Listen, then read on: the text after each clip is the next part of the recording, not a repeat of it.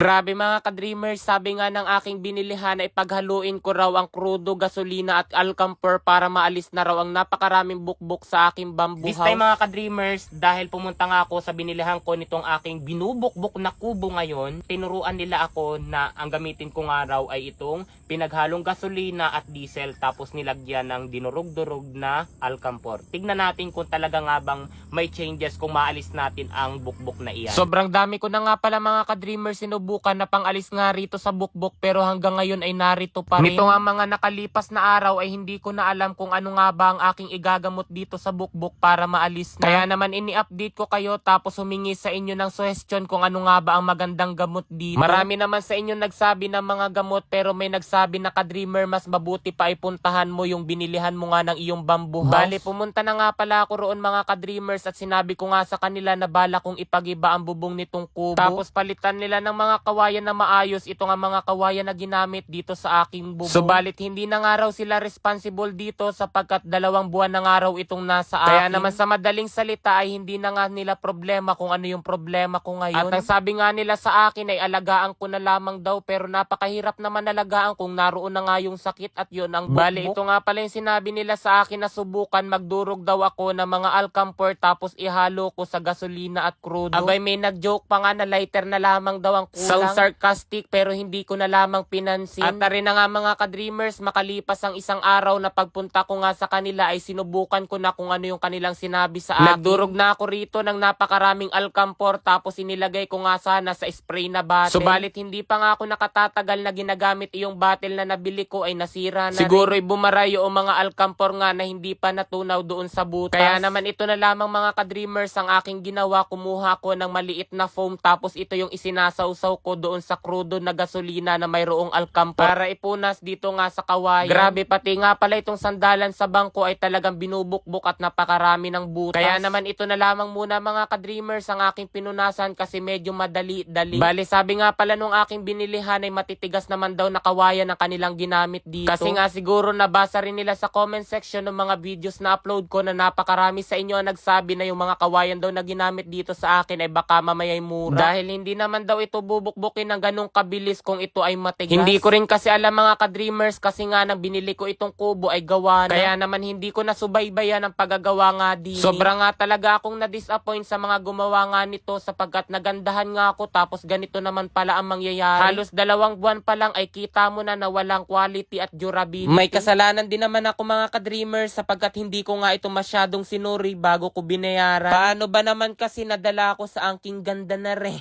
Aminin ninyo pati kayo ay sobrang nagandahan nga rito nung ipinakita ko sa inyo. Pero ngayon wala pang 2 buwan kinakain na ang kagandahan nito at pumapangit na talaga. Sa totoo lamang mga ka-dreamers, hindi ko inaasahan na aabot talaga sa punto na akyatin ko nga itong palupuhan para lamang punasan itong gamot na sinabi sa akin ng aking binilihan. Medyo mahirap nga kasi napupuwing ako kasi nalalaglag nga ang mga bukbok sa aking mukha. Dagdag pa mga ka-dreamers, sobrang hapdi pala sa balat nitong aking pinagalo-halo nga na gamot. Hindi ko nga sure kung napupunasan ko ba lahat ng kawayan dito sa bubong kasi tignan nyo naman humahara nga yung anakaw. Grabe umabot na pala sa punto na ganito na pala yung posisyon ko nga rito para lamang mapunasan ito ng gas. Hindi ko tuloy maiwasan na ikumpara nga itong bago kong kubo doon sa una kong kubo. Sapagkat yung una kong ang kubo na madalas ninyong nakikita noon hanggang ngayon ay hindi pa rin naman binubukbok. Bali 1 taon na nga yun mga ka-dreamers tapos ito 2 buwan pa lang ay binukbok na agad. Dapat pala nagpagawa na lamang ako kaysa sa bumili.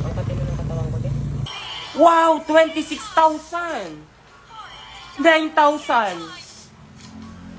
15,000! 83,100. O diba mga ka-dreamers, ganun lamang kadali kumita ng napakalaki rito kay PH MOBA. Kaya kung nais nyo rin kumita, nasa comment section lang ang link para mag-register at mag-deposit.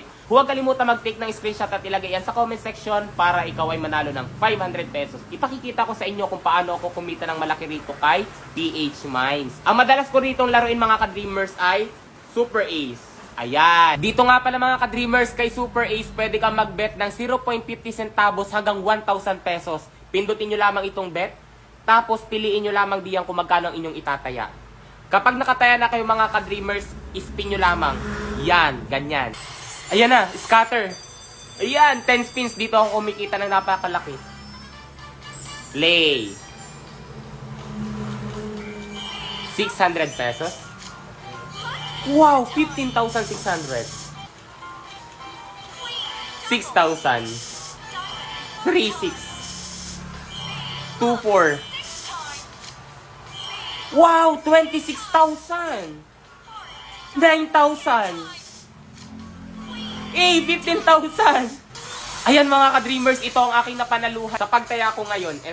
83,100. O, diba? Ganun lamang kadali manalo rito kay PH Mines. Kaya kung nais nyo rin kumita, nasa comment section lang ang link para mag-register at mag-deposit. Huwag kalimutan mag-take ng screenshot at ilagay iyan sa comment section para manalo rin kayo ng 500 pesos.